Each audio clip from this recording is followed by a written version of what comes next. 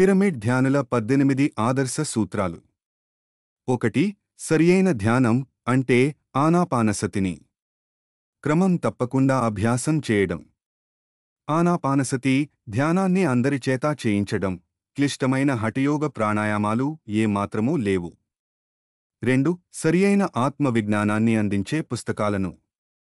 ఉదా స్వామి రామ, యోగానంద పరమహంస, ఓషో, అని బిసెంట్, టోర్కోమ్ సెరాయ్గా రియన్ ఇత్యాది గ్రాండ్ మాస్టర్ల యొక్క గ్రంథాలను అధ్యయనం చేయడం.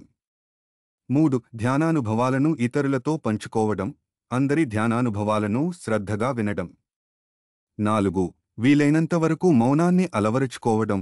అనవసరమైన ప్రాపంచిక మాటలు పూర్ణంగా నిషిద్ధం. 5. ప్రతి నెల పౌర్ణమి మరి అమావాస్య రోజులలో తప్పనిసరిగా సామూహిక ధ్యానాలు చేయడం. 6. ధ్యానానికి పిరమిడ్ శక్తిని వినియోగించుకోవడం. ప్రతి ఇంటిలోనూ పిరమిడ్లు ఏర్పాటు చేసుకోవాలి. 7. అల్లోపతి మందులను పూర్తిగా మానివేయడం. సర్వదా ధ్యానాన్నే శరణు వేడుకోవడం. 8. కోడిగ్రుడ్లతో సహా మాంసాహారాన్ని త్యజించడం. శాకాహారంలోనూ పరిమితాహారమే యుక్తం. 9. ప్రకృతితో సహజీవనం గడుపుతూ ఉండడం. ఇతోధికంగా అడవులలో ట్రెక్కింగ్లు చేస్తుండడం. 10. ప్రత్యేక వేషధారణ ఉండకపోవడం.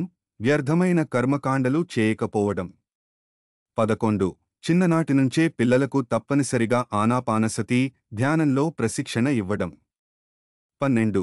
ప్రతి ఒక్కరూ గురువులుగా తయారు కావడం. శిష్యులుగా కాక మాస్టర్లుగా విరాజిల్లడం. 13.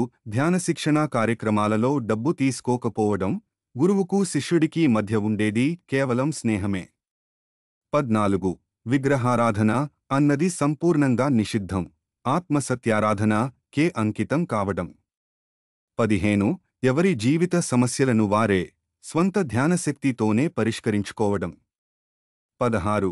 గృహస్థ జీవితాన్ని ఆత్మానందంగా గడపడం. ఇతరుల వ్యక్తిగత విషయాలలో వ్రేలు పెట్టకపోవడం. 17. అన్ని గ్రామాలలోనూ అన్ని పట్టణాలలోనూ పిరమిడ్ ధ్యాన కేంద్రాలను విధిగా నెలకొల్పడం. 18.